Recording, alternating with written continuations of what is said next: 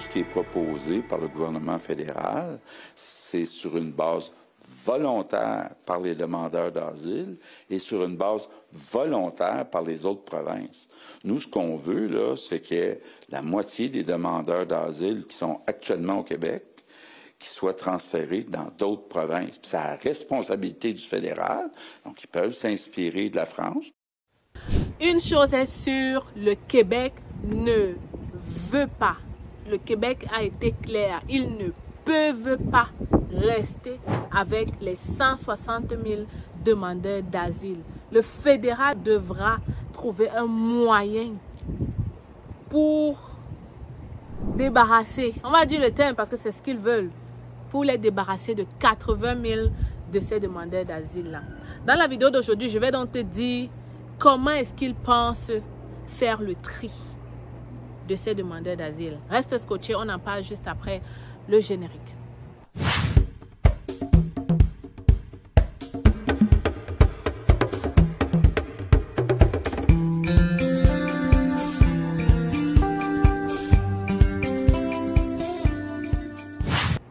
Alors, si vous suivez les journaux, vous êtes au courant que le Québec et le fédéral sont en train de se tirailler depuis un moment concernant les demandeurs d'asile.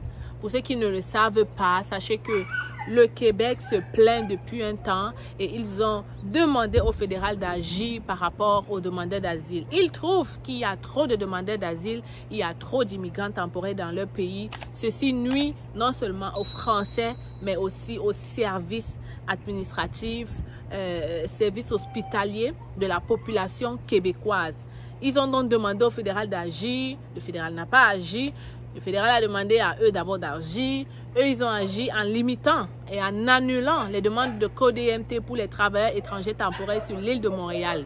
Et donc, il est question maintenant pour le fédéral d'obtempérer et de dire quelque chose de concret. Avant de continuer, je me présente. Je suis Stell Diffac, je vis au Québec depuis déjà 10 ans. Je suis arrivée comme étudiante, aujourd'hui résidente permanente.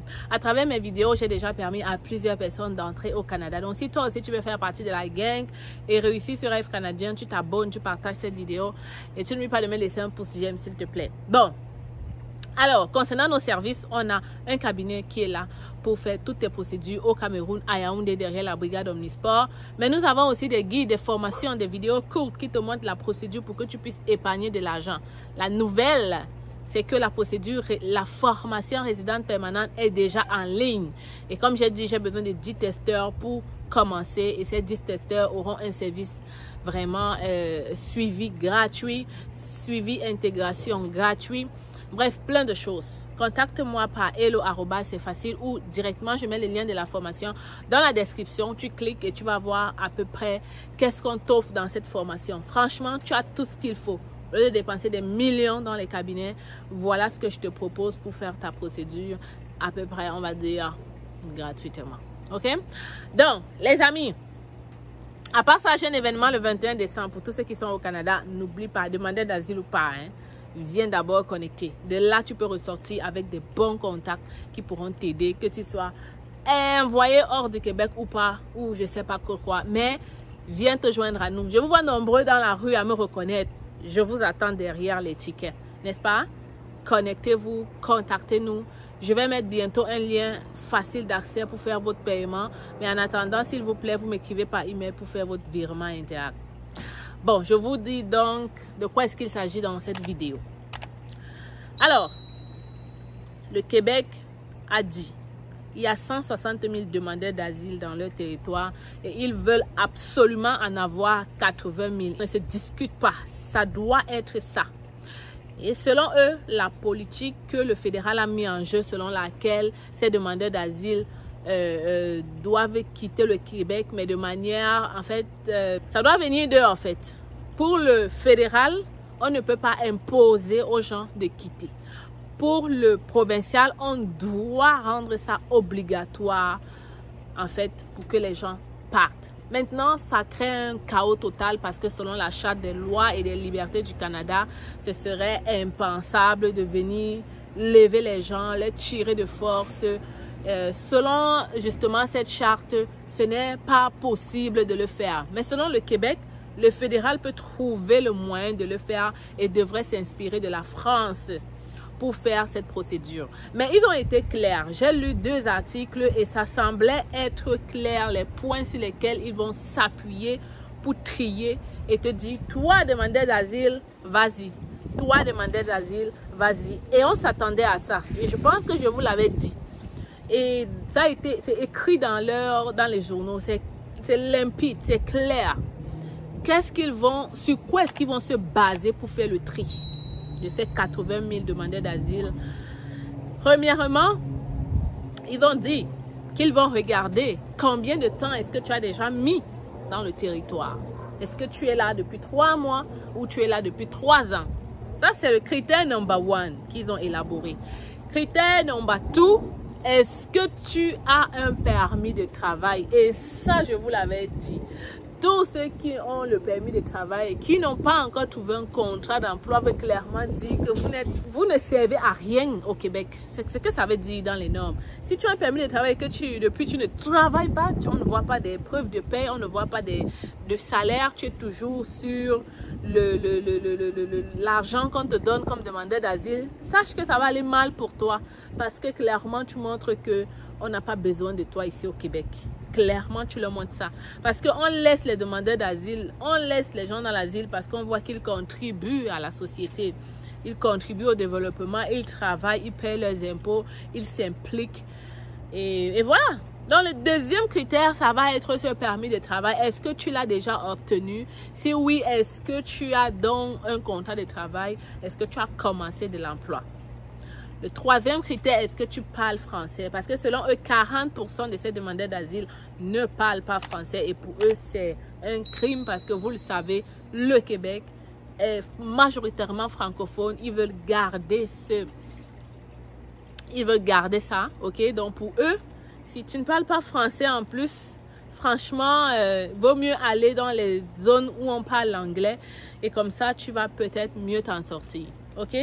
Parce que si eux, ils bloquent déjà au niveau des universités, vous voyez, au niveau des universités, les étudiants anglophones, ce n'est pas les demandeurs d'asile qui ne parlent pas français qu'on ne va pas bloquer. Vous comprenez un peu le sens? Il est hors de question que les universités qui payent même des taxes, qui payent ceci, on leur bloque d'avoir des étudiants anglophones ou on augmente la scolarité de ces étudiants anglophones parce qu'on veut pérenniser le français.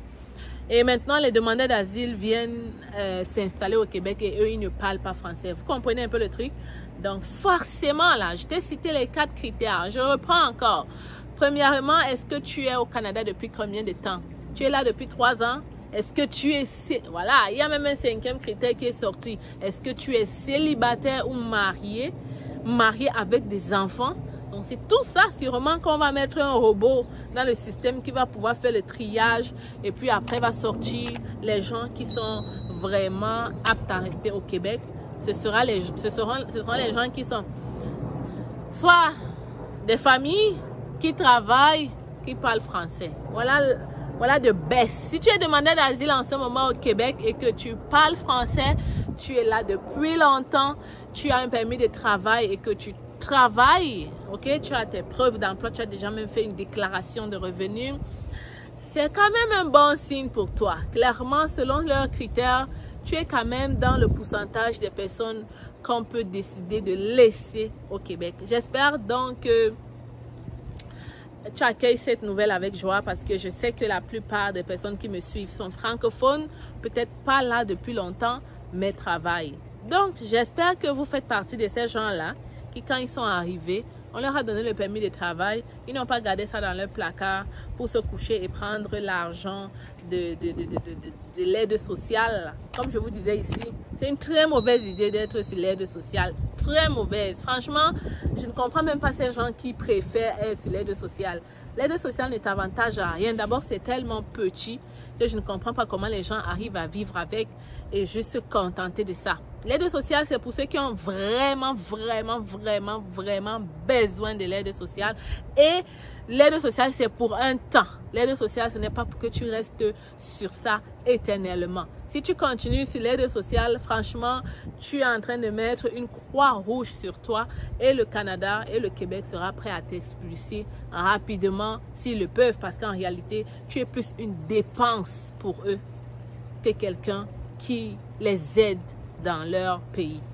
Donc, voilà, je laisse ici, je laisse l'article ici en question. Je peux laisser le lien dans la description. Vous prenez le temps de lire parce que ils ont aussi donné les provinces qui sont ouvertes à vous accueillir. Ok, donc fais des recherches et ensuite, si tu vois que tu ne remplis pas les critères que je viens de dire, mon cher ami, commence déjà à penser rapidement à un plan B, parce que ça se peut très bien que d'ici quelques mois, le fédéral t'envoie une lettre pour t'obliger à quitter le Québec. Ça se peut très bien parce qu'ils ont ce pouvoir-là. Le Québec a ce pouvoir-là de dire que vous devez quitter leur territoire.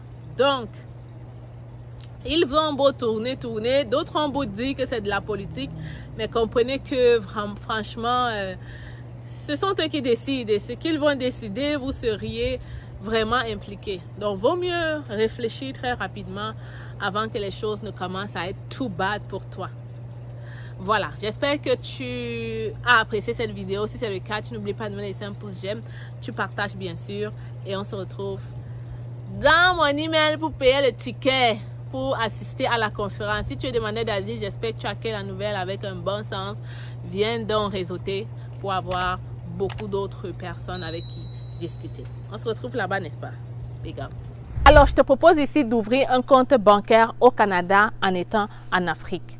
2 conditions à remplir. Premièrement, il faut que tu aies ton approbation de visa ou encore que tu sois nouveau arrivant au Canada. Si tu remplis ces 2 conditions, n'hésite pas à m'écrire par email pour que je te donne le formulaire. Si par contre, tu n'as pas encore ton approbation de visa, ce formulaire ne te servira à rien du tout. Ceci concerne donc uniquement ceux qui ont déjà le visa pour le Canada. Ouvrir un compte bancaire en étant à l'étranger te facilitera tes transactions. Tu pourras transférer tout ton argent vers ton nouveau compte ici au Canada. Desjardins, c'est une banque qu'on ne présente plus. Pour moi, en étant résidente permanente au Canada et immigrante depuis 10 ans, c'est la meilleure banque que tu puisses avoir au quotidien. Parce qu'elle est partout, dans les régions, dans la métropole. Donc, ça facilite vraiment la vie.